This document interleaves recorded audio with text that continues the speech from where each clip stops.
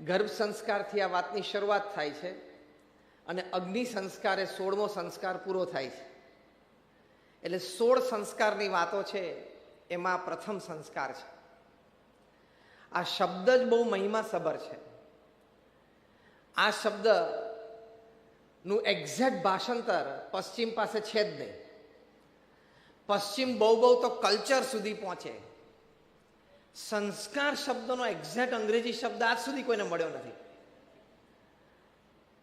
એટલી આપણી સંસ્કૃતિ મહાન છે, એટલી આપણી પરંપરા ઉજ્જવળ છે, એટલું બધું આપણા ઋષિમુનિઓનું ચિંતન છે, સાક્ષાત્કાર છે, અને પરંપરામાં આપણને વાત પ્રાપ્ત થઈ છે. કારણ કે આપણી સંસ્કૃતિ એટલી ભવ્ય છે. હું ઘણી વખત સામાન્ય દ્રષ્ટાંતથી સમજાવું છું કે આપણી સંસ્કૃતિમાં કોઈને આપણે ઉદ્બોધીએ તો આપણાથી નાના હોય એને આપણે જરા આમ તું કહીને બોલાવીએ. આપણી સરખી ઉંમરના હોય તો મિત્ર ભાવ હોય તો તું પણ કહીએ અથવા તો તમે પણ કહીએ. મોટા હોય, વડીલ હોય, એને આપણે તમે કહીને બોલાવીએ. અને કોઈ વિશિષ્ટ હોય, મહાનુભાવ હોય, આગેવાન હોય, શ્રેષ્ઠી હોય તો આપણે એને આપ કહીને બોલાવીએ. એટલે કોઈને સંબોધન માટે આપણે તું, તમે, આપ. કેટલી ભવ્ય સંસ્કૃતિ. અને પશ્ચિમમાં બધા માટે યુ. પશ્ચિમમાં બધા માટે એક જ શબ્દ યુ.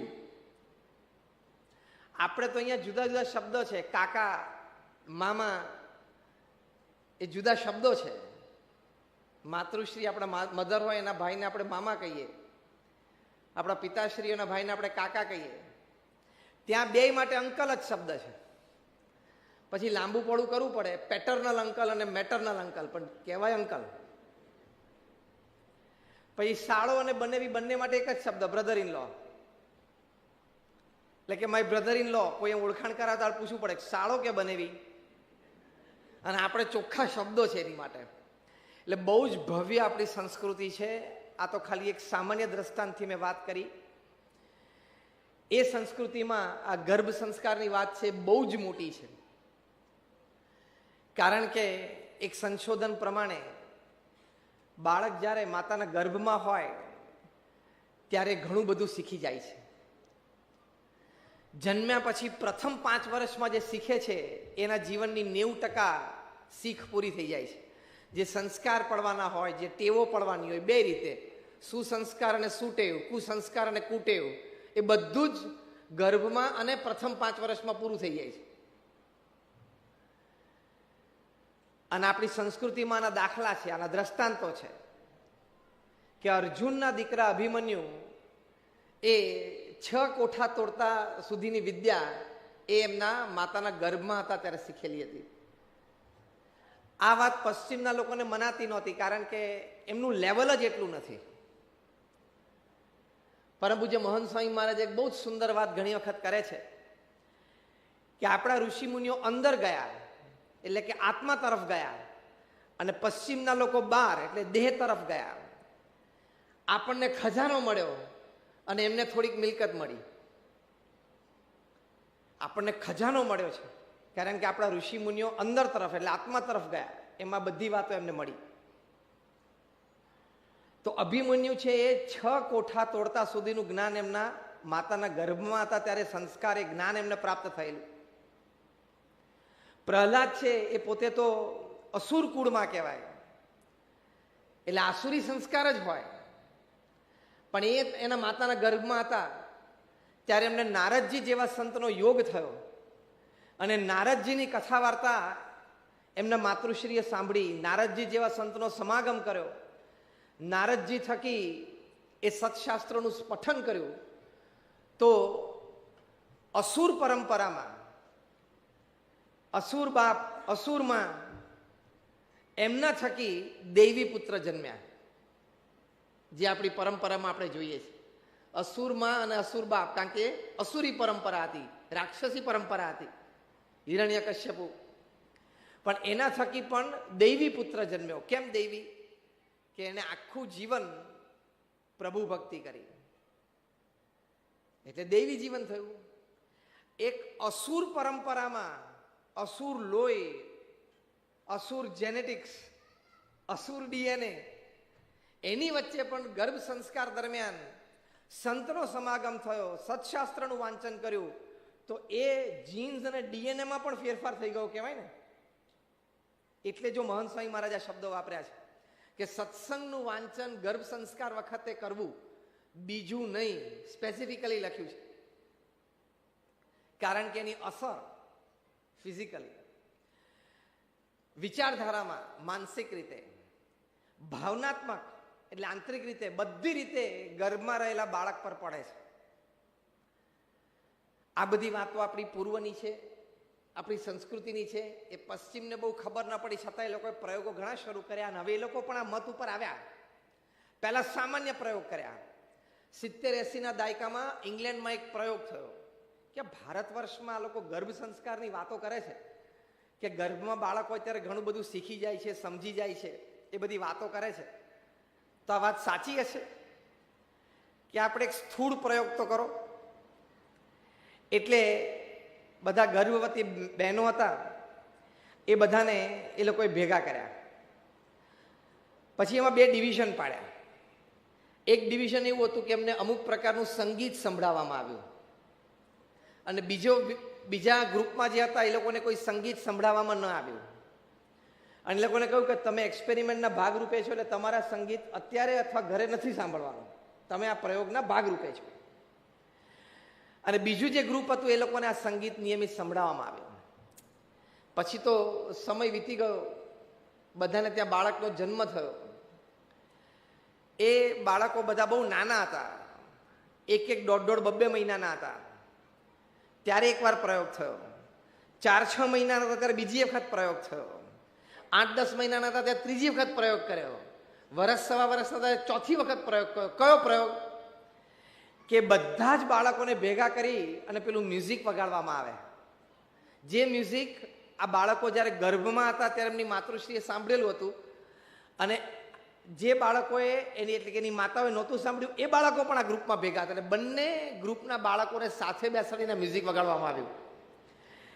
ત્યારે જે બાળકોએ ગર્ભમાં સંગીત સાંભળેલું હતું એ લોકોના રિસ્પોન્સ, રિએક્શન, આંખો પટપટાવી, ચહેરા ઉપરનો સ્માઇલ, ચહેરાની આકૃતિ, બોડી લેંગ્વેજ બધું બદલાવા માંડ્યું. અને ભાવ સાથે, અને જે બાજુથી અવાજ આવતો હતો ને એ બાજુ આમ જોવાનો પ્રયત્ન કરે. એટલે પકડાયું કે આ બાળક એમ કહે છે અથવા તો એક્સપ્રેસ કરે છે કે મેં આ પહેલા સાંભળેલું છે, I have heard this before. અને જે બાળકોએ ગર્ભ સંસ્કાર દરમિયાન આ સંગીત નહીં સાંભળેલું એ લોકો એમને બેસી રહેલા જાણે સંગીત વાગતું જ નથી. કોઈક અવાજ થતો હોય બહાર, એવો અવાજ થાય છે. દરેક અવાજને તો બાળક આમ રિસ્પોન્સ આપતું ના હોય, એ તો એના રમકડામાં હોય. આ બધાને રમકડા આપેલા રમવા માટે. પણ જ્યારે 1-1.25 મહિનાની આ બાળકોની ઉંમર હતી ત્યારે એ લોકોના ફેશિયલ એક્સપ્રેશન્સ, આંખો પટપટાવી એ જોયું. પછી જ્યારે 4-6 મહિનાના થયા એ લોકોને બધાના હાથમાં રમકડા આપ્યા અને એ પ્રયોગ સાથે કે કયું રમકડું એને સૌથી વધારે ગમે છે. આમ 3-4 રમકડા આપે પછી કે આ રમકડું વારે વારે રમે છે, એવું બધા 30-40 બાળકો માટે આ પ્રોસેસ થયો. એટલે એનું મનગમતું રમકડું હાથમાં આપી પછી પેલું સંગીત ચાલુ કર્યું. તો જે બાળકોએ ગર્ભ વખતે આ સંગીત સાંભળેલું એ લોકોએ મનગમતું રમકડું બાજુ પર મૂકીને સંગીત સાંભળવા લાગ્યા. અને જે બાળકોએ નહોતું સાંભળ્યું એ લોકો રમકડા સાથે રમવાનું ચાલુ રાખ્યું. પછી જ્યારે 1 વર્ષના થયા ત્યારે ફરી વખત ભેગા કર્યા અને ફરી વખત પેલું સંગીત વગાડ્યું. ત્યારે જે બાળકોએ ગર્ભમાં સંગીત સાંભળેલું એ બાળકોએ સંગીત ભેગું ભેગું ગાવા માંડ્યા, રિધમ આપવા માંડ્યા. અને જે બાળકોએ સંગીત નહોતું સાંભળ્યું એને કોઈ રિસ્પોન્સ ના આપ્યો. એટલે આ બાળકોને જેને ગર્ભમાં સંગીત સાંભળેલું હતું એ લોકોને 1-1.5 મહિનો થયો ત્યારે પણ જન્મ્યા પછી એક પ્રયોગ થયો છે, 4-6 મહિને પણ એક પ્રયોગ થયો છે, 10 મહિને 12 મહિને પણ એક પ્રયોગ થયો છે. એટલે આ ત્રણેય પ્રયોગ પરથી બહુ સ્પષ્ટ તારણ આવ્યું કે એ ગર્ભમાં શીખે છે, એને સંસ્કાર પડે છે. એ જે કંઈ વાત સાંભળે છે, જે કંઈ વાત એના માતૃશ્રી તે વખતે વાંચે છે. એટલે મહંત સ્વામી મહારાજે લખ્યું કે સત્સંગનું વાંચન કરવું, સત્સંગનું ગર્ભ સંસ્કાર વખતે વાંચન રાખવું. કારણ કે સત્સંગનું વાંચન કરે તેમાં અનેક પ્રકારના સંસ્કાર, સદગુણ, સુટેવો, સદવિચાર, સદપ્રવૃત્તિની વાતો આવતી હોય, ભગવાનના ભક્તોના ચરિત્ર આવતા હોય, ભગવાન અને સંતના ઉપદેશ વાક્ય આવતા હોય, ભગવાન અને સંતના અભિપ્રાય, અભિગમો, વિચારધારા, વર્તણૂક એ આવતા હોય, એટલે એ બધા જ સંસ્કાર આ બાળકમાં ધરબાઈ જાય છે. એટલે આ પ્રયોગ પરથી વાત સાચી કે જ્યારે બાળક ગર્ભમાં હોય ત્યારે એનું જતન ખૂબ સારી રીતે કરવું જોઈએ. ફિઝિકલ જતન તો બધા કરતા હોય, પણ આ ઇમોશનલ છે. ઇમોશનલ કરતાં પણ આગળ છે સંસ્કાર, અધ્યાત્મની વાત છે. એટલે આ પુસ્તકમાં લખ્યું છે કે આધ્યાત્મિક અને મનોવૈજ્ઞાનિક અભિગમ, આધ્યાત્મિક અને મનોવૈજ્ઞાનિક અભિગમ એટલે કે સ્પિરિચ્યુઅલ એન્ડ સાયકોલોજીકલ કઈ પ્રકારની એક્ટિવિટીઝ કરવાની છે, એવું 90 એક્ટિવિટીઝ લખી છે. એમાં અનુક્રમણિકા વાંચતો હતો અત્યારે, એમાં બીજી પ્રવૃત્તિ લખી છે સૂર્ય નમસ્કાર લખી છે ને, સૂર્ય નમસ્કાર. પહેલી પ્રાર્થના લખી છે, બીજી સૂર્ય નમસ્કાર લખી છે, પછી તો 90 બધી પ્રવૃત્તિ લખી છે. તો બાળક જ્યારે ગર્ભમાં હોય ત્યારે ખાલી માતા નહીં પણ ઘરમાં એવું વાતાવરણ હોય કે ઘરના બધા જ સભ્યો સાથે રહીને સમૂહ પ્રાર્થના કરે, જેને પ્રમુખ સ્વામી મહારાજ ઘર સભા કહેતા. તો એનાથી બાળકમાં આવા સંસ્કાર પડે છે, સત્યનિષ્ઠાના સંસ્કાર, સેવાના સંસ્કાર, સદગુણના સંસ્કાર, સુટેવોના સંસ્કાર, માતા પિતાની સેવા, માતા પિતાનો આદર એ સંસ્કાર, જૂઠું ન બોલવું એ સંસ્કાર, ચોરી ન કરવી એ સંસ્કાર. આ બધા જ સંસ્કાર એ બાળકને ગર્ભમાં પ્રાપ્ત થાય છે જો આ સમય દરમિયાન માતા અને એટલે કે જે સ્ત્રી જન્મ આપવાની છે તે અને કુટુંબીજનો બધા જ નિત્ય ઘર સભા કરે.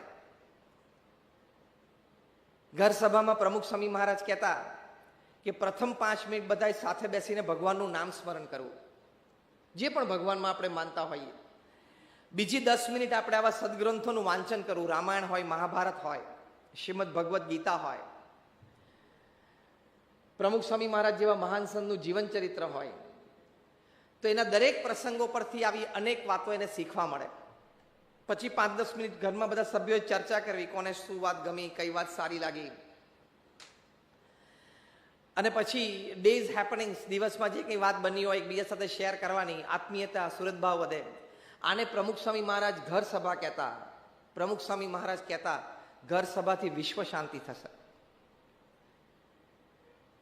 ઘર સભાથી વિશ્વ શાંતિ થશે. આ વાત ડોક્ટર એપીજે અબ્દુલ કલામે જ્યારે ટ્રાન્સેન્ડન્સ પુસ્તક લખ્યું અને પ્રમુખ સ્વામી મહારાજને અર્પણ કરવા માટે 2015ની સાલમાં જુલાઈ મહિનામાં ત્યાં સારંગપુર પધાર્યા, તે વખતે એમણે આવી સત્સંગ સભામાં વિમોચન પ્રસંગે ખૂબ સુંદર વાત કરેલી.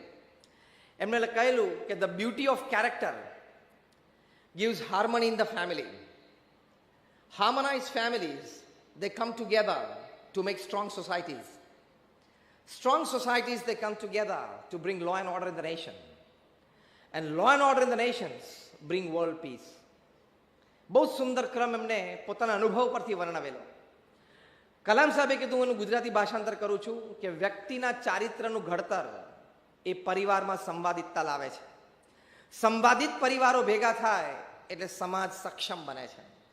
સક્ષમ સમાજો ભેગા થાય એટલે દેશમાં કાયદા કાનૂન પડે છે, અને કાયદા કાનૂન પાડતા દેશો ભેગા થાય એટલે વિશ્વ શાંતિ સ્થપાય. એટલે વિશ્વ શાંતિની શરૂઆત વ્યક્તિના ચારિત્રથી થાય છે. આપણે હજી એના કરતા એક સ્ટેપ આગળ જઈએ છીએ, ગર્ભ સંસ્કારથી થાય છે. કારણ કે ગર્ભ સંસ્કાર પછી ચારિત્રની વાત શરૂ થાય છે. Even the foundation of character is ગર્ભ સંસ્કાર.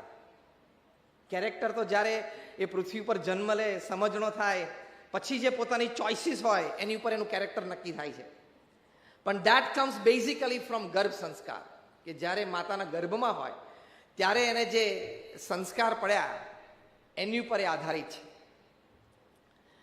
એટલે આ વાત બહુ સનાતન છે, આ વાત બહુ સત્ય છે. બીજો પણ એક પ્રયોગ યુરોપમાં થયેલો. કઈ કક્ષા સુધીનો ફેરફાર માતા પિતાના વિચારોમાં, વર્તનમાં, વાંચનમાં થાય તો ગર્ભમાં રહેલા બાળક ઉપર એની અસર થાય છે. એનો એક પ્રયોગ થયો.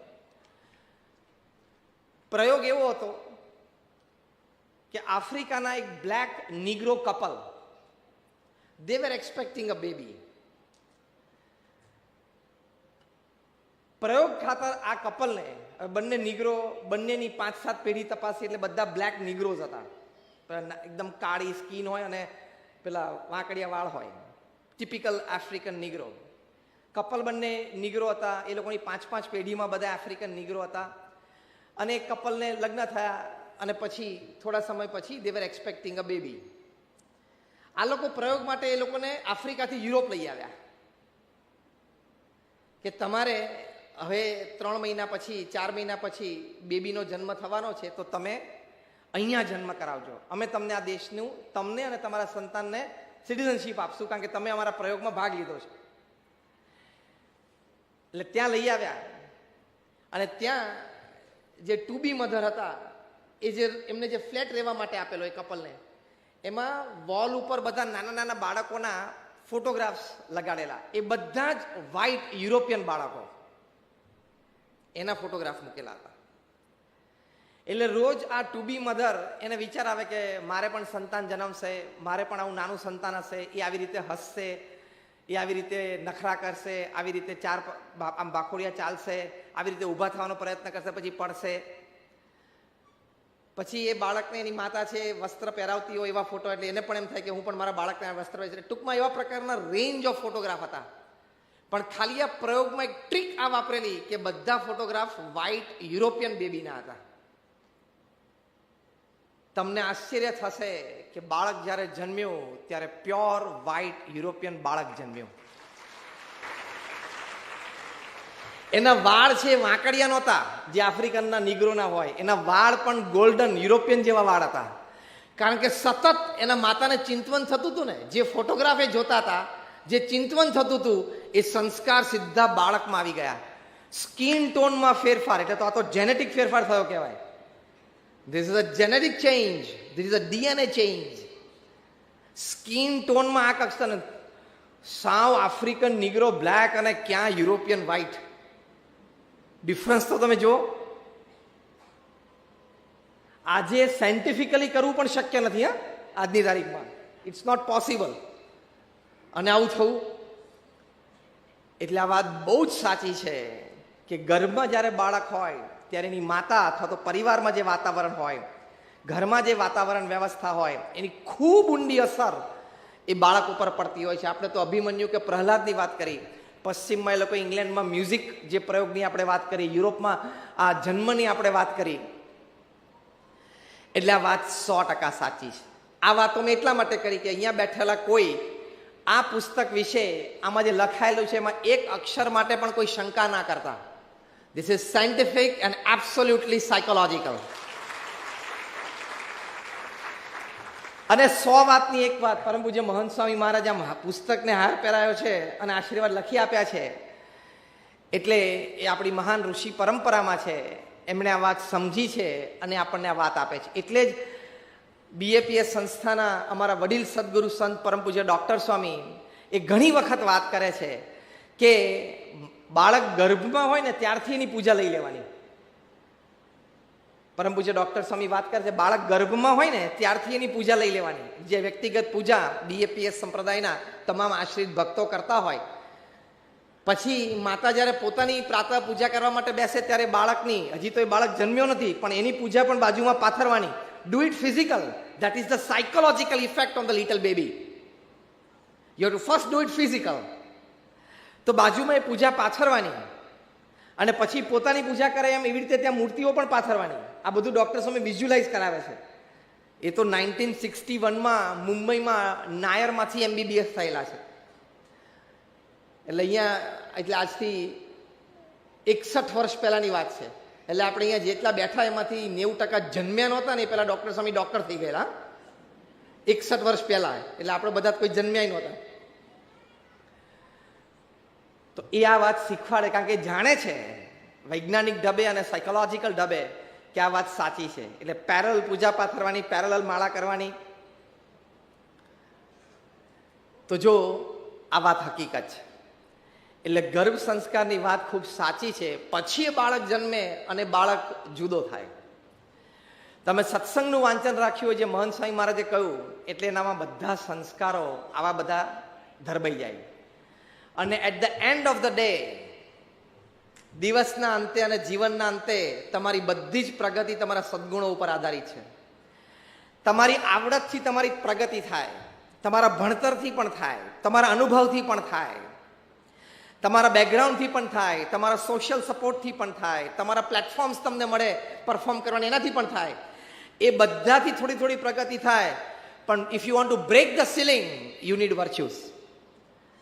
જેમ કોઈ કંપનીમાં પ્રમોશન આપવાનું હોય ને બે વ્યક્તિ પેરેલલ ચાલતી હોય એ પ્રમોશન લેવા માટે, બંને ક્વોલિફાઈડ હોય, એકેડેમિકલી સેમ હોય, એક્સપિરિયન્સ હોય, બંને MBA હોય, બંનેને 10 વર્ષનો અનુભવ હોય, બંનેનું પરફોર્મન્સ સારું હોય, બંનેનું રેટિંગ કંપનીમાં સારું હોય, તો કોને પ્રમોશન આપવાનું?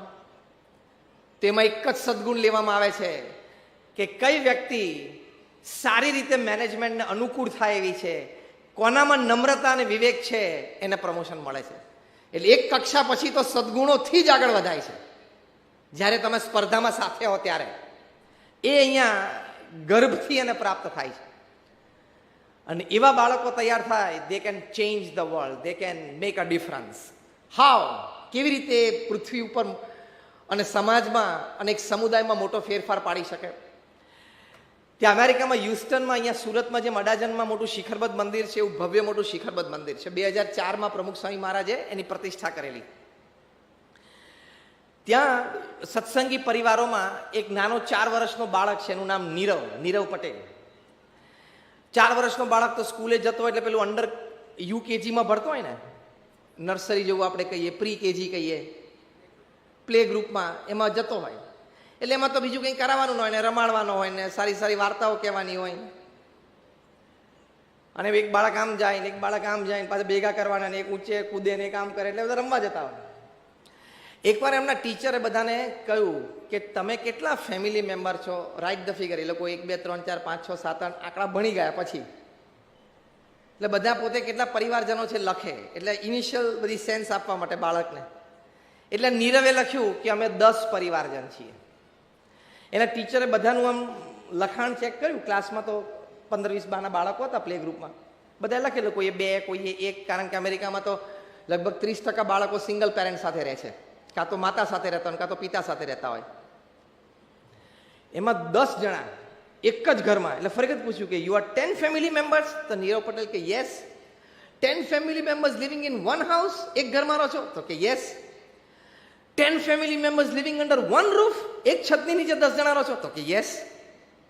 બહુ આશ્ચર્ય થયું ટીચરને કે આવું બને નહીં, અમેરિકાની ધરતી ઉપર આવું શક્ય નથી. એટલે એના ટીચરે ત્યાંથી જ નીરવના મધરને ફોન કર્યો, ક્લાસમાંથી જ. આ સત્ય ઘટના હું તમને વર્ણવું છું.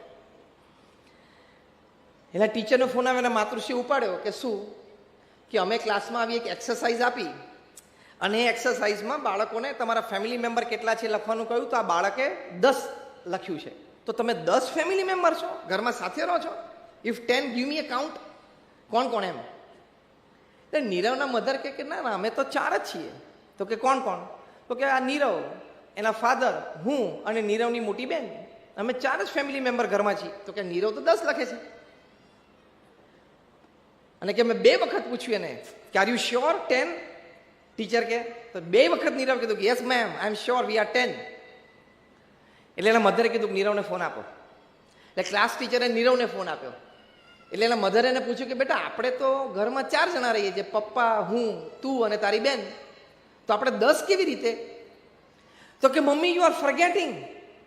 તો કે મમ્મી તું ભૂલે છે, dad, you, me, my sister 4. Then mom કે યસ. શ્રીજી મહારાજ, ગુણાતીયન સ્વામી, ભગતજી મહારાજ, શાસ્ત્રીજી મહારાજ, યોગીજી મહારાજ અને પ્રમુખ સ્વામી મહારાજ 6. એ 6 જણા આપણા ઘરમાં રહે છે. આપણે એમને ઘરમાં થાળ કરીએ છીએ, એમની આરતી ઉતારીએ છીએ, રોજ એ પૂજાના રૂમમાં બેસીને પૂજા કરીએ છીએ. આપણે પૂજામાં આવવાનું મંત્ર, એટલે આપણે પૂજામાં એમને બોલાવીએ ત્યારે આપણી પૂજામાં આવે છે. નાનો બાળક કે we call them in our puja and when we request them to go, they go. નાના બાળકો તો બિચારા એની ભાષામાં બોલે કે આપણે જ્યારે બોલાવે છે ત્યારે આવે છે પૂજામાં, જ્યારે આપણે રિક્વેસ્ટ કરીએ તમે જાઓ ત્યારે જાય છે. એટલે વી 4 and they 6, so we are 10. એના મધરના આંખમાં આંસુ આવી ગયા. શું આ બાળકને સંસ્કાર છે! આ કક્ષાનો વિચાર તો બોલો, અત્યારે હું બોલ્યો ને આપણને બધાને પહેલી વાર આવ્યો હશે કે આપણા ઘરમાં આ 6 ફેમિલી મેમ્બર ને હવે મોહન સ્વામી મહારાજ એટલે 7 આપણા ઘરમાં બીજા ફેમિલી મેમ્બર છે. રોજ થાળ કરીએ છીએ, આરતી ઉતારીએ છીએ, જગાડીએ છીએ, પોઢાડીએ છીએ, તો they are a living entity. ભગવાન અને સંત આપણા ઘરમાં એનું પ્રાગટ્ય છે. ઘર મંદિરમાં કઈ કક્ષાના આધ્યાત્મિક સંસ્કાર. એનું કારણ શું કે આ નીરવ અને ટૂંકમાં આખા પરિવારમાં 2-3 પેઢીથી આ સત્સંગ BAPS સ્વામિનારાયણ સંપ્રદાયનો અને ઘરમાં નિત્ય ઘર સભા. તો એ જ્યારે ગર્ભમાં તો ત્યારથી આ બધી વાતો એને સાંભળેલી એટલે એને સંસ્કાર પડી ગયા. એના ટીચરના આંખમાં આંસુ આવી ગયા. નીરવને તેડી લીધો, નાનો 4 વર્ષનો બાળક. અને પછી જ્યારે પેરેન્ટ્સ ટીચર્સ મીટ થઈ, PTM થઈ, ત્યારે નીરવના પેરેન્ટ્સને, માતા પિતાને એમના ટીચરે સ્ટેજ ઉપર બોલાવ્યા અને તમામ એના ક્લાસના બાળકોના માતા પિતા બેઠા હતા. એમની ઓળખાણ કરાવી કે આવો પ્રસંગ અમારા ક્લાસમાં બન્યો અને આ માતા પિતા એમને આવા સંસ્કાર આપ્યા છે. આ સંસ્કાર લંડનમાં આપણા હરિભક્ત છે ડૉક્ટર નિલેશ, નિત્ય ઘર સભા કરે અને નાનપણથી બાળકોના બધા સંસ્કાર આપેલા. તો બાળકો માતા પિતાને પંચાંગ પ્રણામ કરીને સ્કૂલે જાય. તો પંચાંગ પ્રણામ કરવાની શરૂઆત કરી સત્સંગમાં સંસ્કારના ભાગરૂપે. સ્કૂલે જઈને એમના બ્રિટિશ ટીચર, વ્હાઇટ ટીચરો ને એને પંચાંગ પ્રણામ કરે તો પેલા ખસી જાય. Vote are you doing, what are you doing, આમ કરતા કરતા ખસે. કારણ કે એને તો ખબર નથી કે પંચાંગ પ્રણામ કહેવાય ત્યાં બ્રિટિશ ટીચરને. What are you doing, what are you doing એમ ખસી જાય થોડા. પછી આ લોકો કે my dad and my mom they taught me માતૃદેવો ભવ, પિતૃદેવો ભવ, આચાર્ય દેવો ભવ, સો યુ આર આચાર્ય. એટલે બ્રિટિશ ટીચર કે વોટ ડઝ ધેટ મીન? કારણ કે એને તો આચાર્ય શબ્દની ખબર જ નથી. એટલે પછી આ લોકો સમજાવે કે અમે ઘરે પણ માતા પિતાના એટલે પંચાંગ પ્રણામ કરીએ છીએ અને અમારે ટીચર ક્લાસરૂમમાં એન્ટર થાય એટલે ટીચરને પંચાંગ પ્રણામ કરીને પછી ક્લાસમાં બેસવાનું. બ્રિટનની ધરતી ઉપર આ સંસ્કાર પોસિબલ છે. પણ એનું કારણ કે જ્યારે ડૉક્ટર નિલેશ અને એમના પત્ની એમને આ બેબી એક્સપેક્ટેડ હતું ત્યારે એ લોકો નિત્ય ઘર સભા કરતા અને આ સત્સંગનું વાંચન કરતા. એટલે આ સંસ્કાર. એ ડૉક્ટર નિલેશ અને એમના પત્નીને પણ પેરેન્ટ્સ ટીચર્સ મીટમાં ટીચરે સ્ટેજ ઉપર બોલાવ્યા. સ્ટેજ ઉપરથી એમની ઓળખાણ કરાવી અને ઓળખાણ કરાવીને બધાને કહ્યું કે જો આવા સંસ્કાર એના માતા પિતાએ આ નાના બાળકને આપ્યા છે. અને પછી એના બ્રિટિશ ટીચરને મન થઈ ગયું એટલે ભલામણ કરી કે નીરવ કેન યુ કમ, અને નાના બાળકને કે can you come on the stage. અને પછી બાળક આવ્યો અને માતા પિતાને પંચાંગ પ્રણામ કર્યા, શિક્ષકને કર્યા. તો બધા ક્લાસમાં તો બધા જેવડા નાના નાના છોકરા છોકરીઓ બધા ઢીંગલા ઢીંગલી જેવડા, તો ત્યાં બ્રિટિશ છોકરા છોકરીઓને પણ આ બધું બહુ ગમી ગયું. તો આખો ક્લાસ ટીચરને પંચાંગ પ્રણામ કરે. તો આખી સ્કૂલમાં એની છાપ પડી ગઈ અને આખી સ્કૂલમાં વાતાવરણ સ્પ્રેડ થયું કે સવારના પોરમાં ત્યાં તો સિસ્ટમ છે, ઊભા ઊભા બોલે ગુડ મોર્નિંગ, સ્માઇલ વ્યવસ્થિત આપે, સાચી ખોટી જે ગણવાય, પ્લાસ્ટિક, આયર્ન, કોપર, બ્રોન્ઝ, જે સ્માઇલ ગણો પણ એકવાર આપી દેવાની. એટલે કે good morning teacher, good morning એમ કરીને પછી બધા બોલે. પાછું લહેકા હોય ને બહાર ક્યાંક આપવાનું ને ઓછું ક્યાંક બોલે.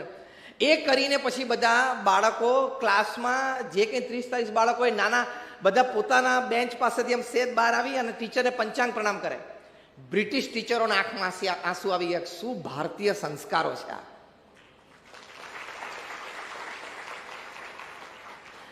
આપણા બાળકને આપણે સારામાં સારું શિક્ષણ આપવાનું, એમાં જરાય કચાશ નહીં રાખવાની. એનું ભવિષ્ય સુખી અને સમૃદ્ધ થાય એની માટે પૂર્ણ પ્રયત્ન કરવાનો, જે આપણે બંને કરીએ. શિક્ષણ અને ભવિષ્ય માટે આપણે કટિબદ્ધ છીએ, પણ સંસ્કાર આપવાના.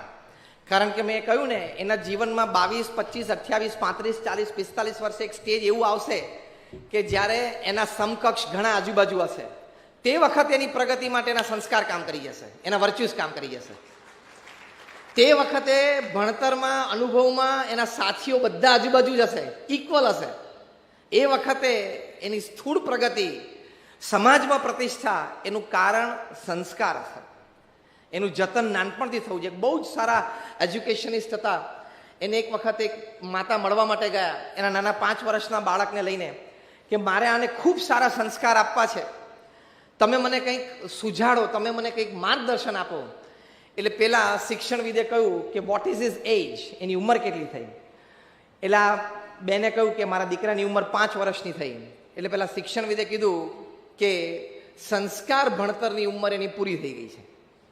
હવે એને જે સબ્જેક્ટ્સ ભણવાના છે, વિષયો ભણવાના છે, આર્ટ્સ કોમર્સ સાયન્સ ભણવાનું છે, બધું ભણશે.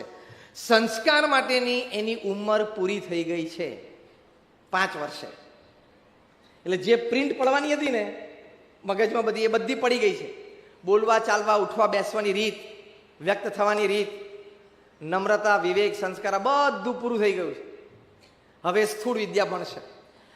તો આ મહાન શિક્ષણવિદો પણ આ સંબંધી ખૂબ સારું જ્ઞાન ધરાવે છે અને ખૂબ સારી વાત સમજાવે છે. એટલે જેમ આપણે વાત કરી કે આપણે તો 16 સંસ્કારની વાત છે, ગર્ભ સંસ્કારથી માંડીને અગ્નિ સંસ્કાર સુધીની, એ આપણા ઋષિમુનિએ ખૂબ સરસ અનુભવથી અને સાક્ષાત્કારથી ગોઠવેલું છે. એટલે આપણે એમાં ચોક્કસ પ્રયત્નશીલ રહેવાનું અને એ પ્રયત્નથી આપણે સમાજને એક સારી પેઢી આપી શકીએ. અંગ્રેજીમાં ખૂબ સારી કહેવત છે કે we are concern that we want to leave a good planet for our children. આપણને સતત વિચાર છે કે મારે એક સારી દુનિયા મારા બાળક માટે છોડીને જવી છે, એટલે કે બાળકને એક સારું ભવિષ્ય આપવું છે. પણ actually you have to think the reverse also. Reverse પણ તમારે વિચારવાનું છે. You have to leave good children for the planet. એ પણ વિચારવાનું છે ને. મારા બાળકો માટે હું સારી દુનિયા છોડીને જઉં એ વિચારો, સાથે સાથે આ દુનિયા માટે હું સારા નાગરિકો છોડીને જઉં એ પણ વિચારવાનું કે નહીં, કે ખાલી દુનિયા ઉપર જ દોષનો ટોપલો ઢોળવાનો.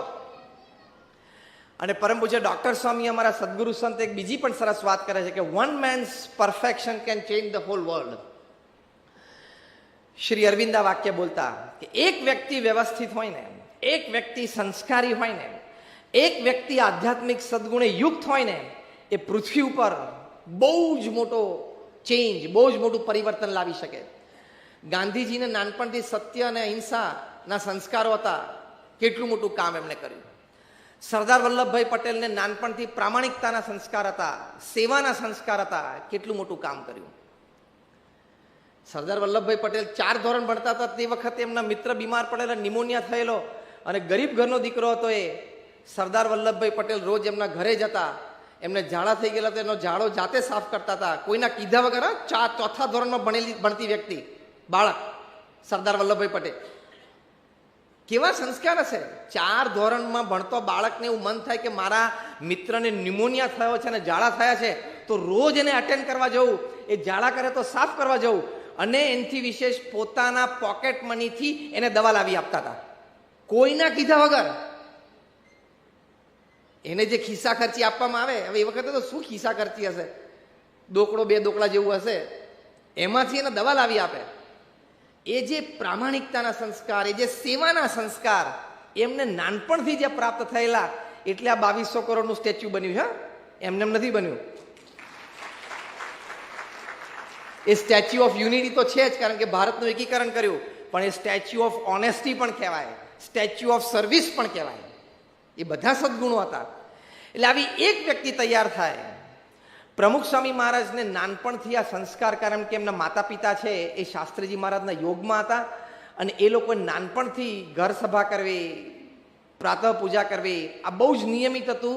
તો એમને આ નાનપણથી સંસ્કાર રહ્યા. પોતે તો ભગવાનનું સ્વરૂપ હતા, પણ એક લૌકિક દ્રષ્ટિએ તો નાનપણથી એમના સંસ્કાર હતા ભક્તિના.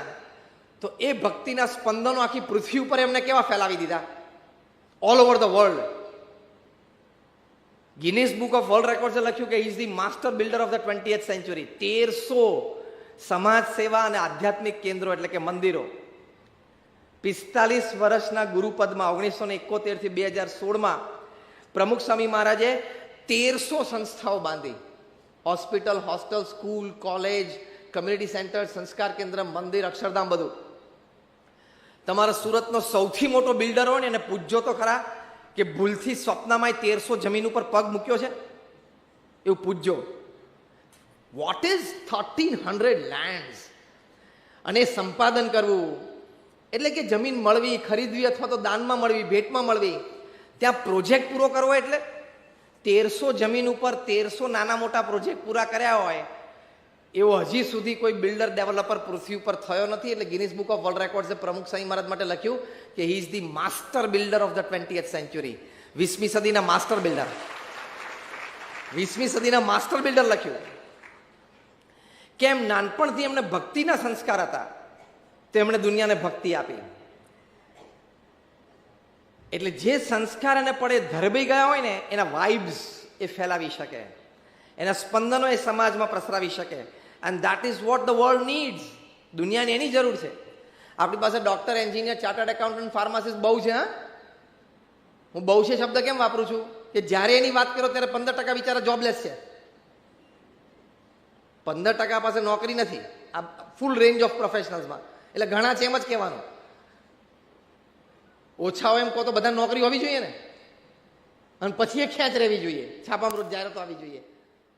આ તો ટોટલ પ્રોફેશનલ છે એમાંથી 15% તો at any given time they are jobless. કોઈ પણ સમયે તમે એનો વિચાર કરો ત્યારે. એટલે ઇનફ છે. What we want is good doctors, good engineers, good chartered accountants, good pharmacist. Good જે શબ્દ આગળ છે ને એ આ સંસ્કારનો શબ્દ છે, કે એને આવા સદગુણો પ્રાપ્ત થયેલા હોય કે ખોટું ન કરે. એ સંસ્કાર જે નાનપણથી પ્રાપ્ત થયા હોય એ વાત જુદી છે. ઇંગ્લેન્ડનો આપણો એક યુવક રૂપેશ લંડનથી ફ્લાઇટમાં બેઠો ને બોમ્બે ઉતર્યો. બેલ્ટ ઉપરથી એનો લગેજ, ચેક ઇન લગેજ એને ઉપાડવાનો હતો. એ બેલ્ટ ઉપર ઊભો હતો. એની બેગ આવે નહીં. આખી ફ્લાઇટની બધી ચેકિંગ લગેજ પૂરી થઈ ગઈ ને ત્યાં સુધી એની બેગ આવી નહીં. એટલે એને ઇન્ક્વાયરી કરી તો કે આખી ફ્લાઇટ અનલોડ થઈ ગઈ છે.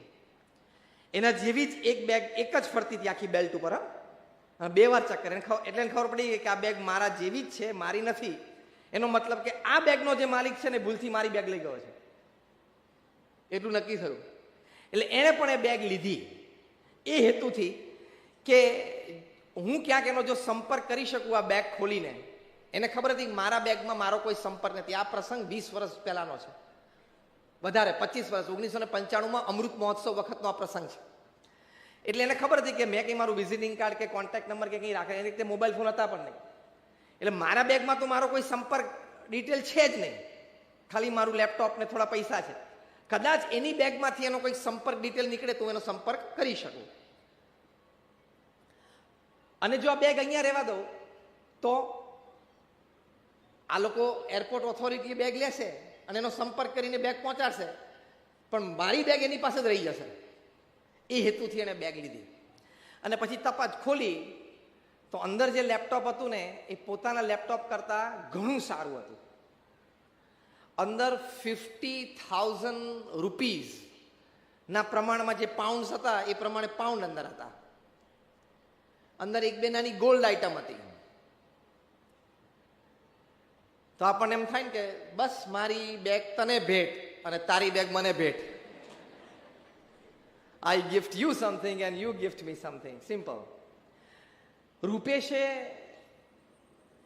એનો સંપર્ક કર્યો અને એમ કહ્યું કે તમારે બેગ તો કે હા હું અહીંયા જ ચિંતામાં છું કે બેગ બદલાઈ ગઈ છે. તો કે હું રૂપેશ બોલું છું, અહીંયા મુંબઈમાં BAPS સ્વામિનારાયણ મંદિર દાદરમાં અહીંયા હું રોકાયો છું. તમે ક્યાં છો? તો કે હું અંધેરીમાં છું. તો કે સર હું આવું તમને બેગ આપવા માટે. તો કે ના, મારે 10 મિનિટ પછી નીકળવાનું જ છે અને દાદરમાં જ મારી મીટિંગ છે, તો હું પહેલાં તમારા મંદિરે આવી જાઉં ને આપણે બેગ એક્સચેન્જ કરી લઈએ. એ આવ્યા મંદિરે, બેગ એક્સચેન્જ થઈ. ત્યાં અમારા વડીલ સંત પૂજ્ય કોઠારી સ્વામીને રૂપેશે એમને દર્શન કરાવ્યા અને એમને કોઠારી સ્વામીને કીધું કે આ તમારો ડાયમંડ છે, નહીં તો આ લેપટોપ મને પાછું ના મળે. આ છોકરો છે ને તમારો હીરો છે, નહીં તો આ બેગ મને પાછી ના મળે. અને જે હેન્ડબેગ હતી ને એ રૂપેશની તો સામાન્ય હતી અને પેલાની હતી ને એ કોઈ બ્રાન્ડેડ હતી, સારી હતી, લુઈ વિટ્ટોનની હતી, એટલે મોંઘી હતી, એટલે બ્રાન્ડેડ હતી. પણ એને કોઈ દિવસ મન ના થયું. એનું કારણ શું? સંસ્કાર. હમણાં જ થોડા વખત પહેલા ઇંગ્લેન્ડ ત્યાં અમેરિકામાં આપણા હરિભક્ત નિલેશ પટેલ પરિવાર સાથે ફાઇલ ઉપર ત્યાં અમેરિકા ગયા. હજી લીગલ સ્ટેટસ કન્સોલિડેટ થવાનું બાકી હતું. એક શોપ પર જોબમાં જોડાયેલા, રિટેલ કાઉન્ટર પર ઉભા રહેલા, કારણ કે કારકિર્દીની શરૂઆત હતી અમેરિકામાં ને ઓછું ભણેલા હતા, પણ ફાઇલ બ્લડ લાઇન ઉપર એ લોકો અમેરિકા પહોંચ્યા. ત્યાં લોટરી મળે, લોટરીની ટિકિટ આપવાની હોય. એક વ્હાઇટ અમેરિકન લેડી 60-65 વર્ષની ઉંમર દર અઠવાડિયે નિલેશ પાસેથી ટિકિટ લેવા માટે આવે અને નિલેશ સાથેના નામથી પરિચય લે કે નિલેશ ગીવ મી અ ટિકિટ અને કપ ઓફ કોફી એમ કરીને જઈને ખુરશી ઉપર બેસી જાય. પાર્કિંગમાંથી આવે, નિલેશને હાઈ કરે, આવું બોલીને બેસી જાય. એટલે નિલેશ એમને ત્યાં જઈને એક લોટરીની ટિકિટ આપે, એની સામે જે $1 કે $2 લેવાનો એ લઈ લે અને કપ ઓફ કોફી આપે, પી લે અને પછી બાય નીકળી જાય. પછી રવિવારે જ્યારે ટિકિટ ખુલે ને ત્યારે પાછી કોફી પીવા આવે ને એટલે નિલેશના ટેબલ ઉપર મૂકે ટિકિટ કે Nilesh check I am lucky or not એમ કરીને બેસી જાય, give me a cup of coffee એમ કરીને ત્યાં બેસી જાય. એટલે નિલેશભાઈ દર વખતે આમ જોવે અને સ્ક્રીન સાથે ચેક કરે કે no ma'am you are not lucky, તમે આ વખતે તમને નથી લાગી લોટરી. તો કે ઓકે ગો એમ કહી તો પેલું ત્યાં ટિકિટ ફાડી નાખી દે. આ જ પદ્ધતિમાં એકવાર લોટરી એમને ઉપાડી અને જોયું તો પરફેક્ટ નંબર મેચ થયો, $3 million, $30 લાખ. સામાન્ય નોકરી કરતા હતા, જે અમેરિકા ગયા છે, પરિવાર સાથે ગયા છે, પોતાને સેટ થવાનું છે, પરિવારનું ભવિષ્ય, બાળકોને ભણાવવાના છે, ટૂંકમાં આખું કાર્યક્રમ બાકી છે. કોઈ પણ માણસને આ $30 લાખ લલચે જાય કે નહીં? કારણ કે દર વખતની જેમ એમને આ જ બોલી જવાનું હતું, શું કે no ma'am you are not lucky, પતી ગયું. કે મેડમ તમે લકી નથી. અને લોટરીની ટિકિટ ઉપર તો કંઈ આધાર કાર્ડ સાથે કે સોશિયલ સિક્યુરિટી નંબર સાથે કોઈ કનેક્શન નથી. ત્યાં તો જે ટિકિટ લઈને જાય એને પૈસા મળી જાય, સિમ્પલ. અમેરિકામાં કે સોશિયલ સિક્યુરિટી નંબર જેમ આપણે આધાર કાર્ડ છે એમ ત્યાં સોશિયલ સિક્યુરિટી નંબર છે કે લોટરી સાથે લિંક ના હોય. જેના હાથમાં લોટરી જે લઈને જાય એને પૈસા આપી દે, જે કંઈ ટેક્સ કટ કરીને પછી આપી દેતા હશે. નિલેશભાઈ ખાલી એટલું જ બોલવાનું કે no ma'am you are not lucky એમ કઈ ડ્રોવરમાં ટિકિટ મૂકી દેવાની હતી. પેલા બેન તો 20-25 ફૂટ દૂર બેઠા હોય અને કોફી પીતા હોય અને પછી બીજા દિવસે ટિકિટ લઈને જાય એટલે એને $30 લાખ મળવાના હતા. નિલેશના વિચાર ના આવ્યો. એમણે જઈને દોડીને સીધા એ લેડીને કીધું કે ma'am you are lucky, you got a jackpot. તમને જેકપોટ લાગી ગયો છે, લોટરી લાગી ગઈ છે, $3 million. એટલે પેલા બેન ખુશ થઈ ગયા. એમણે પૂછ્યું નિલેશને કે નિલેશ તે મને દર વખતે જેમ જવાબ આપી દીધો હોત અને ત્યાં લોટરી રાખી લીધી હોત તો મને ક્યાં ખબર પડવાની હતી. ત્યારે નિલેશે કીધું કે ma'am I am born with BAPS સંસ્કાર. હું જન્મ્યો છું BAPSના સંસ્કારથી. મારા ગુરુ હરિ પ્રમુખ સ્વામી મહારાજ અને મારા માતા પિતા ચુસ્ત સત્સંગી એમણે મને શીખવાડ્યું છે કે બેટા કોઈનું ખોટું ન લેવાય, અણહકનું આપણાથી ન લેવાય, એ મને શીખવાડ્યું છે. એટલે તમે તો આ બોલ્યા ત્યારે આ વિચાર કે આ વાત મેં સાંભળી, મને આ વિચાર પણ નથી આવ્યો કે હું લઈ લઉં. એ જે વિચાર નથી આવ્યો ને એને કહેવાય સંસ્કાર. એટલે આજે 10,000 માઇલ દૂર શનિવારે સવારે આપણે આ પ્રસંગ સાંભળીને આપણે બધા ખુશ થયા અને તાલી પાડીને થોડીક આપણને પ્રેરણા મળી. તો આવા સંસ્કારથી તમારા સંતાનો મોટા થાય ને એની કિંમત છે. બાકી તો 55% MBA થઈ જાય છે, 55% કોમ્પ્યુટર એન્જિનિયર થઈ જાય છે અને 55% ગમે તે એન્જિનિયરિંગમાં આખી ઇન્ડિયામાં ગમે તે એડમિશન મળી જ જાય છે. ડિગ્રી બે હાથમાં આવી જશે, એનાથી કોઈ ફેર પડતો નથી. બુદ્ધિ આવડત હોશિયારી હશે એનાથી થોડોક ફેર પડે છે, અનુભવ હશે એનાથી થોડો વધારે ફેર પડશે, પણ મુખ્ય તફાવત તો સંસ્કારથી જ પડશે. આપણે નથી કહેતા ઘણી વખત માણસ સારો, નહીં વાંધો આવે, કોઈ માણસ માટે આપણે એમ નથી કહેતા ના તો એને પૈસા આપ, મારી જવાબદારી. એવું કેમ બોલી શકીએ છીએ? એની બુદ્ધિ ઉપર વિશ્વાસ છે એટલે નહીં, આપણને વિશ્વાસ એના સંસ્કાર ઉપર છે ને, એટલે કોકની માટે આપણે આવું બોલીએ છીએ ને. કોક આપણને કોક વ્યક્તિ માટે માર્કેટમાં અભિપ્રાય પૂછે કે ભાઈ આનું કેવું, તો આપણે કોકની માટે શું બોલીએ કે ના માણસ ઓકે છે, નહીં વાંધો આવે. એ માણસ ઓકે છે આપણે કેમ બોલીએ છીએ? એની બુદ્ધિના કારણે, એના અનુભવના કારણે, એની ધંધાકીય હોશિયારી બાબતે. ઓકે શબ્દ શેની માટે વાપરીએ છીએ માણસ માટે રેફરન્સમાં? એના સંસ્કાર માટે, કે માણસ ઓકે છે. એ જે ઓકે વાપરે છે ને સંસ્કાર માટે વાપરીએ છીએ, બીજી માટે નહીં. અને કોક માટે આપણને કોક પૂછે બજારમાં કેવું પડછાયામાં ના આવીશ તું એના, એવું નથી કહેતા ના કે માણસ તો આમ પહેરે, કપડે બપડે, ગાડી બધું વ્યવસ્થિત લાગે છે, બધું વ્યવસ્થિત છે, ગાડી મોટી છે, કપડાં સારા છે, પણ એના સંસ્કાર એની આદતો ને એની વૃત્તિ ખરાબ છે. એટલે તું એની જો ધંધો કરતા પહેલા 5 વાર વિચારજો. કોકને કહીએ છીએ ને આપણે કોકની માટે, એટલે ગાડી આટલી મોટી, કપડાં આટલા બ્રાન્ડેડ પહેરે, પૈસા આટલા બધા, તો એની માટે અભિપ્રાય કેમ ખોટો? એ અભિપ્રાય ખોટો શેનો છે? એના સંસ્કારનો. એટલે કિંમત તો વ્યક્તિની સંસ્કારની જ થાય છે. પ્રમુખ સ્વામી મહારાજ 5 ધોરણ ભણેલા, બ્રિટિશ પાર્લામેન્ટ સ્વાગત કરે એમનું, સ્ટેન્ડિંગ ઓવેશન સાથે કરે. કેનેડાની પાર્લામેન્ટમાં 450 સાંસદો ઊભા થઈ જાય. 5 ધોરણ ભણેલી વ્યક્તિ, ભગવા કપડાં પહેરેલી વ્યક્તિ, એક શબ્દ, એક વાક્ય અંગ્રેજીનું ના બોલી શકે. એ પ્રમુખ સ્વામી મહારાજનું કેનેડાની પાર્લામેન્ટમાં ભવ્ય સન્માન, કેન્યાની પાર્લામેન્ટમાં ભવ્ય સન્માન, અમેરિકાના શહેરોમાં 30 થી 40 શહેરોમાં પ્રમુખ સ્વામી મહારાજને કી ટુ ધ સિટી. એનું કારણ શું? સંસ્કાર, સદગુણ. બિલ ક્લિન્ટન, છેલ્લો પ્રસંગ એને પૂરું કરવું, અમેરિકાના પ્રેસિડેન્ટ તરીકે પ્રમુખ સ્વામી મહારાજને 2000ની સાલમાં માયામીમાં મળ્યા, ત્યાં ફ્લોરિડામાં. 22 મિનિટની આ મુલાકાત થઈ. બંને મહાનુભાવો વચ્ચે 22 મિનિટની મુલાકાત પછી બિલ ક્લિન્ટન બોલ્યા કે I haven't seen such eyes, such expressive and full of integrity in my life.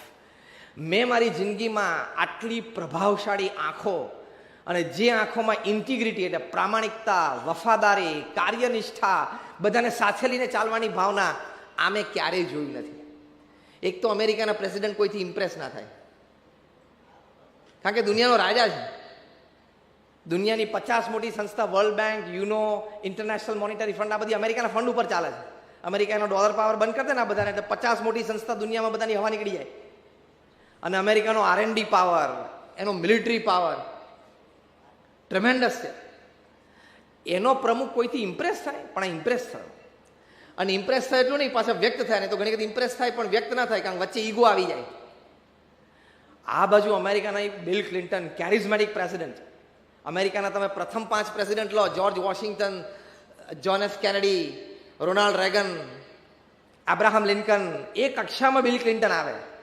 6 foot 2 ઇંચની હાઇટ, ટોલ, એકદમ બ્રોડ ચેસ્ટેડ, એકદમ સ્માર્ટ, કેટલા હેન્ડસમ દેખાય છે. બિલ ક્લિન્ટન જ્યારે પ્રેસિડેન્ટ હતા ને એમની ઉંમર 70 વર્ષની હતી, પણ તમને લાગે શું હેન્ડસમ પર્સનાલિટી છે, લાગે કે અમેરિકાના પ્રેસિડેન્ટ છે. એક ભગવાધારી સંત, એ 80 વર્ષના પ્રમુખ સ્વામી મહારાજ, એક અંગ્રેજીમાં વાક્ય બોલે નહીં, એનાથી ઇમ્પ્રેસ થાય. અને પ્રમુખ સ્વામી મહારાજ તો છેલ્લે બિલ ક્લિન્ટનનો હાથ પડી કીધું, સાહેબ અમારું ગાંધીનગર અક્ષરધામ જોવા આવજો. કારણ કે પ્રમુખ સ્વામી ગુજરાતી બોલતા હતા, અંગ્રેજી એક શબ્દ બોલે નહીં. વચ્ચે અમારા અમૃતનંદન સ્વામી હતા, એ ભાષાંતર દુભ્યાસ્યા તરીકે પ્રમુખ સ્વામી ગુજરાતી બોલે, ઇંગ્લિશ કરે. બિલ ક્લિન્ટન ઇંગ્લિશ બોલે, પ્રમુખ સ્વામી મહારાજ માટે ગુજરાતી કરે. એટલે 22 મિનિટની મુલાકાતમાં આમ તો 8 મિનિટની જ ગણવાની, 2 વે ચાલતું હતું. એટલે પ્રમુખ સ્વામી મહારાજે બહુ પ્રેમથી બિલ ક્લિન્ટનનો હાથ પકડીને કહ્યું, સાહેબ અમારું અક્ષરધામ જોવા માટે આવજો. જ્યારે અમૃતનંદન સ્વામી કીધું કે he is inviting you to visit our Swaminarayan Akshardham at Gandhinagar, Bill Clinton તરત બોલ્યા, અમેરિકાના પ્રેસિડેન્ટ તરત જ બોલ્યા કે when he is inviting I will come. એ જ્યારે ઇન્વાઇટ કરે છે હું આવીશ, અને આવ્યા. આ સંસ્કારની ઇમ્પેક્ટ. બાકી અમેરિકાના પ્રમુખ ઇમ્પ્રેસ થાય એવું લૌકિક દ્રષ્ટિએ કાંઈ પ્રમુખ સ્વામી મહારાજમાં સ્થૂળ દેખાય નહીં. કપડાથી માંડીને, વાણીથી માંડીને, ભાષાથી માંડીને, ઉંમરથી માંડીને બધું એક જ મુલાકાતમાં ઇમ્પ્રેસ. એવા તો કેટલા મહાનુભાવોના પ્રસંગો છે. એનું કારણ શું? સંસ્કાર અને સદગુણ. એટલે આપણે બધા પર્સનાલિટી માટે પ્રયત્ન કરીએ છીએ, branded clothes and branded glasses and branded જ્વેલરીને. એની માટે તમે કરો એનો વાંધો નથી, પણ કેરેક્ટર માટે પણ પ્રયત્ન કરવાનો. At the end of the day impact is of character. Winston Churchill, ઇંગ્લેન્ડના પ્રાઇમ મિનિસ્ટર, ICS ઓફિસર્સને કહેતા, તમારી 25-26 વર્ષની ઉંમર છે, તમે ICS થયા છો, ઇન્ડિયન સિવિલ સર્વિસીસ, અત્યારે IAS કહે છે. તમે ભારતમાં જશો એટલે મોટા મોટા પ્રાંતના ગવર્નર બનશો. બોમ્બેમાં એક ગવર્નર બેઠો એટલે આખું Bombay Gujarat one man show control કરે. એમાં 26 વર્ષની ઉંમર, આવી તાકાત, આવી પોસ્ટ, આવી ખુરશી. તમારે ભારતમાં જઈને બધું કરવાની છૂટ, બધા નિર્ણય લેવાની છૂટ, પણ એક કામ નહીં કરવાનું. એટલે આ બધા ICS ઓફિસર્સ કે શું? એટલે વિન્સ્ટન ચર્ચિલ કહેતા, વિન્સ્ટન ચર્ચિલ તો વોર ટાઈમ પ્રાઇમ મિનિસ્ટર, વી ફોર વિક્ટરી આપણે બોલીએ છીએ ને, એ સિમ્બોલ એમણે આપેલો છે. જ્યારે બીજા વિશ્વયુદ્ધ વખતે એડોલ્ફ હિટલરે જર્મનીથી 300 પ્લેન મોકલ્યા, આખું લંડન ઉપર કાર્પેટ બોમ્બિંગ ભડકે પાડી દીધું. કાર્પેટ બોમ્બિંગ એટલે આને કાર્પેટ કહેવાય ને. એટલે એક બોમ્બ અહીંયા પડે, એની અસર પૂરી થાય ને એ પહેલા બીજો બોમ્બ પડે, એને કાર્પેટ બોમ્બિંગ કહેવાય. જે અમેરિકા ઈરાક ઉપર કરેલું કાર્પેટ બોમ્બિંગમાં આખું લંડન સળગતું હતું. એ વખતે લંડન વાસીઓને બેઠા કર્યા આ સિમ્બોલ ઉપર. અને દુનિયાના પ્રથમ 5 શ્રેષ્ઠ વક્તાઓ, પબ્લિક સ્પીકર એવર, એમાં વિન્સ્ટન ચર્ચિલનું નામ લખાય છે. એ કક્ષાના એ વક્તા હતા. આટલા બહાદુર હિટલરની સામે ઉભા રહ્યા. પણ એ ICS ઓફિસર્સે શું કે, બધું કામ તમારે ભારતમાં કરવાની છૂટ, નિર્ણય લેવાની છૂટ, પણ એક કામ નહીં કરવાનું. એટલે આ લોકો કે વોટ? એટલે વિન્સ્ટન ચર્ચિલ કે don't talk to Gandhi and સરદાર. આ 2 જણા સાથે તમારે વાત નહીં કરવાની. એટલે પેલા બધા કે વાય? એક તો એને ગાંધી શબ્દ બોલતા આવડે નહીં આ બ્રિટિશરને. એટલે હુ ઇઝ મિસ્ટર ગાંધી, ગાંધાય? એટલે એને પહેલાં તો શીખવાડવો પડે, ગાંધી શબ્દ બોલતા શીખવાડવો પડે. પછી કે don't talk to Gandhi and સરદાર. તો આ લોકો પૂછે વાય? ત્યારે વિન્સ્ટન ચર્ચિલ બહુ એક સરસ વાત કરતા, એ સાંભળજો. વિન્સ્ટન ચર્ચિલ કહેતા કે તમે ICS ઓફિસર છો, તમે ભારતમાં મોટા ગવર્નર તરીકે બેસવાના છો. આ બંને વ્યક્તિઓ એટલી સત્યનિષ્ઠ છે, એટલા બધા એનામાં સદગુણો છે, એટલી બધી વફાદારી દેશ પ્રત્યે છે, પ્રામાણિક એટલા બધા છે, એટલા બધા સદગુણો અને સંસ્કાર થયા કે હવે સાંભળજો કે આ બંનેમાંથી એક વ્યક્તિ અથવા બંને સાથે તમે ટેબલ ઉપર ચર્ચામાં વાર્તાલાપમાં બેસશો ને, તમે એના કેરેક્ટરથી એટલા બધા અભિભૂત થઈ જશો, એમની હાજરીથી એટલા બધા મેસ્મરાઇઝ થઈ જશો ને કે 10 મિનિટના વાર્તાલાપ પછી એક કોરો કાગળ તમારા મોઢા ઉપર નાખશે ને કે સાઇન ઇટ, અને તમે આઈસીએસ થયા છો ને તો કોરા પેપર ઉપર સહી કરી દેશો, ટેક્સ્ટ તો પછી એ લખશે જે લખવી હશે, કોરા કાગળ ઉપર તમારી પાસેથી સહી લઈ લેશે ને, એટલી આ બંનેની તાકાત છે.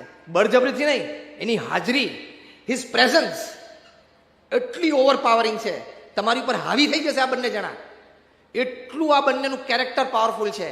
એટલે તમારે બધું ભારતમાં કરવાની છૂટ, આ બેને નહીં મળવાનું કોઈ દિવસ, નહીં તો તમને કોરા કાગળ ઉપર સહી કરાવી ટેક્સ લખીને ઇંગ્લેન્ડ ભેગા પાછા કરી દેશે આ બે જણા. This is the power of character. એટલે તમે બ્રાન્ડેડ કપડાં પહેરીને પર્સનાલિટી ડેવલપ કરવાનો પ્રયત્ન કરવાની ના નથી, પણ કેરેક્ટર પણ ડેવલપ કરજો. કેરેક્ટર નહીં હોય તો પર્સનાલિટી ઝીરો થઈ જશે. જે ચોખ્ખી દેશી ભાષામાં આપણે બોલીએ છીએ, કપડાં બહુ સારા પહેર્યા પણ બોલે છે ત્યારે એ જે પડી જાય છે ને પૈસા, એ સંસ્કાર ના પડે છે. એ જે પૈસા પડી જાય એમ જે બોલીએ છે ને, એ સંસ્કાર નહોતા, એના પડી ગયા. એ પૈસા ટાઈમે ના પડી જાય ને, એની માટે આ ગર્ભ સંસ્કાર છે. આ પુસ્તક ખૂબ સુંદર છે, તમે બધા વસાવજો. ખરેખર વાંચવા જેવું છે, આ ઉત્તમ છે. ખૂબ લાભ તમારા માટે, પરિવાર માટે અને આવનાર સંતાન માટે છે. એટલે આ પુસ્તક વસાવીને વાંચજો. This is one of the diamonds in your house. તમારા ઘરમાં આ ડાયમંડ છે આ પુસ્તક. એટલે ખાસ એ બધાને વિનંતી અને પ્રાર્થના છે. આપ સૌનો આભાર. Thank you very much and all my prayers for all of you.